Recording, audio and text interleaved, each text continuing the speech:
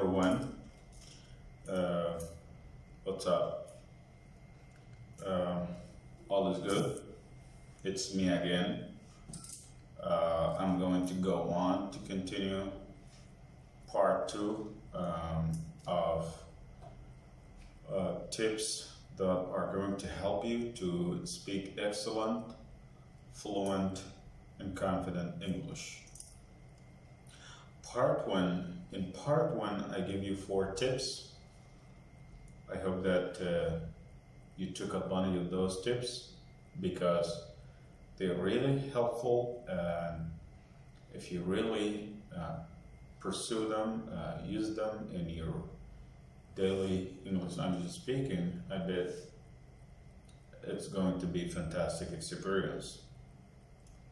So before we go on, I'm going to give you a quick reminder of the tips that I give you in part one.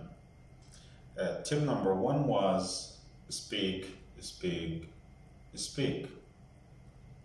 Of course, in that tip, I told you the necessity and the urgency of speaking as much as you can, because we said the only way to develop one's speaking is through speaking. So you have to speak as much as you can with whoever the person is. It's just an opportunity and you have to take advantage of it. Tip number 2 was reflect on your conversation. This tip tells you that after finishing a conversation in an English club or with people, friends, relatives, family members, native speakers, after you finish the conversation, you have to take a moment to review the kind of things you said and to see the strength and weakness, and try to deal with the weakness. Here I'm talking about the mistakes that one can make during the conversation, and then you try to tackle those mistakes immediately. Tip number 3, listen and read. Luckily for all of us, nowadays technology is available all around the world. One can use cell phones, and with one click you get to numerous resources of videos, movies, audios. You just pick up what suits you so well and start listening right away. This is going to help you a lot. So listening, because normally every child starts with listening. So the point here is that if you would like to develop your speaking, your writing, your reading, you have to start with listening. Listening not only helps you to start speaking, it also helps you to speak like native speaker, because you listen to words, phrases, expressions, and when you talk, you use them as you hear them. So that's the point behind listening. It's also important that you read a lot, because reading also, widens your knowledge, and through reading articles, newspaper articles, blogs, and these resources are available in the internet. So if you would like to read, you just have to go to the internet. You will find wherever you want, and you have to read. You will come across idioms you've never heard of. You will come across expressions, phrases you hear for the first time. So this is important. When you read, you get to really enrich your vocabulary. Tip number 4 was prepare cheat sheets. The point here is that before you go and engage in a conversation, you have to search about the topic under discussion. Let's say you would like to go to an English club today, and you know the topic that is going to be discussed in the English club. So before you go and get yourself involved in the discussion, you have to prepare a lot of vocabulary, a lot of phrases, a lot of expressions regarding the topic, so that once you open your mouth and start talking, you will talk like a person who knows everything about the topic. That will help you a lot. You're going to blow the people away. That's really important. So these are the tips that we have had in part one. Now, in part two, tip number 5, pick up the phone. Okay, the idea of picking up the phone is to talk on the phone. You know, conversations is not necessarily to be face to face. Sometimes you can talk on the phone with a person who is very far away, a person in another country, a person in another city, a person in another area. You just have to get yourself familiar with speaking on the phone. And of course, talking on the phone is somehow challenging because when you talk on the phone, you don't get to see the other person's body language or watch their mouth move, both of which are very important to the phone conversations. And that's why phone conversations are always challenging. To feel comfortable talking on the phone, you have to start with simple phone calls or simple phone conversations, like talking to a family member, a friend, a colleague, a coworker, somebody you feel comfortable talking to. As you develop with time, you can move on and start very challenging and difficult conversations, like making an appointment or inquiry, talking to companies and so on the phone, so ask about something, about a service or whatever.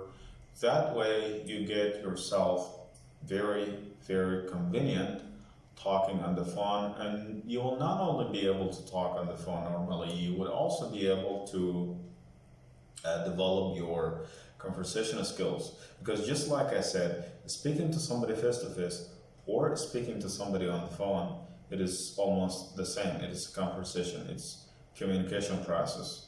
You need to hear and to talk. You listen to the other person and then you reply, whether that is face to face or on the phone. So you have to speak on the phone as much as you can. Tip number 6, record your voice.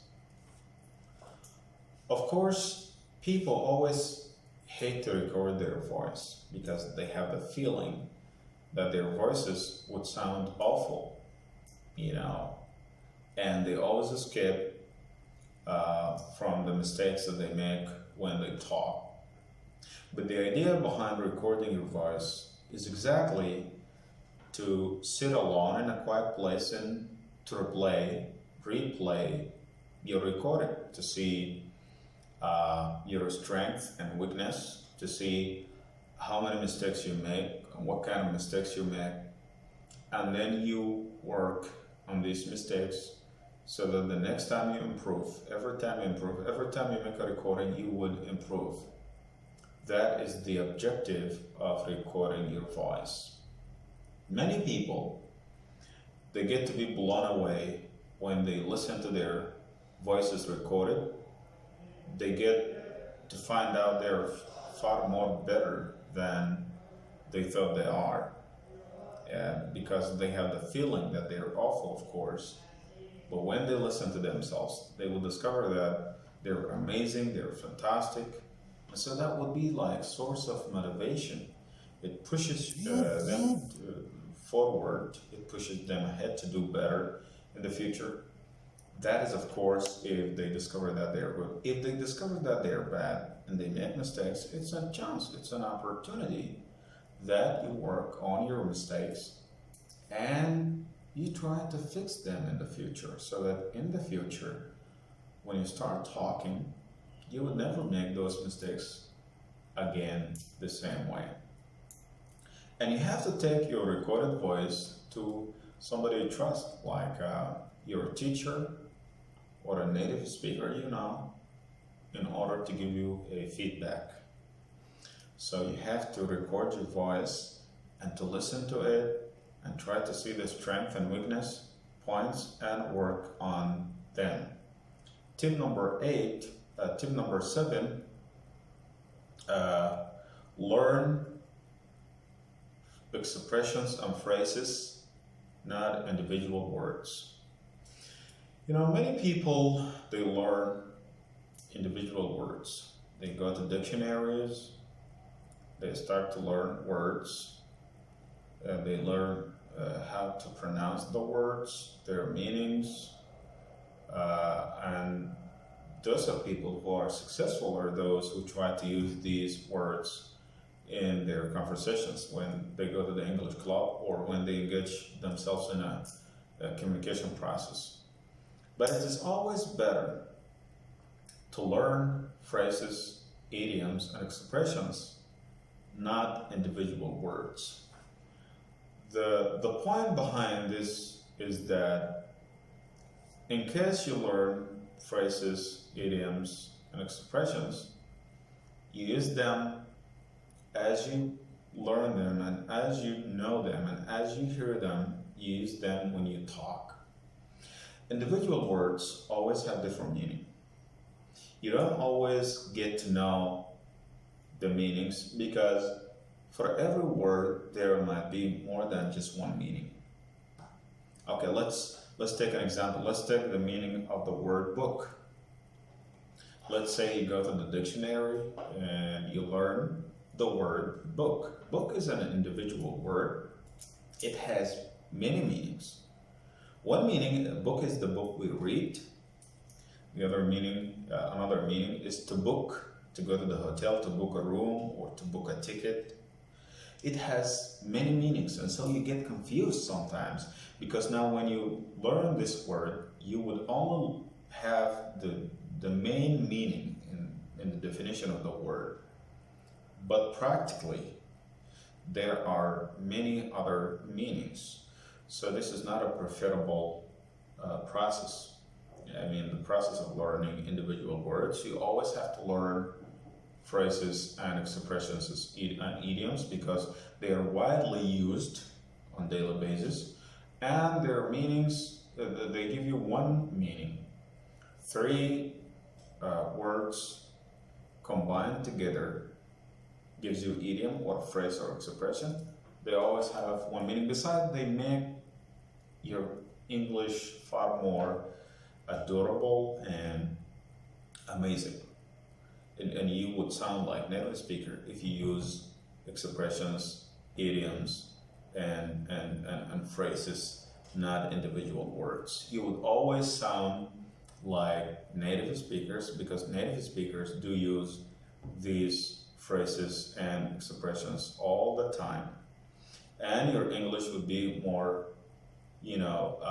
more fantastic, and you would always hit the point. You can speak about whatever you want because you're capable of not only using individual words but also using phrases and expressions. If you go to an interview and you start using phrases and expressions and idioms, the interviewer will always have the feeling that you're capable of mastering English language because you use those phrases and expressions.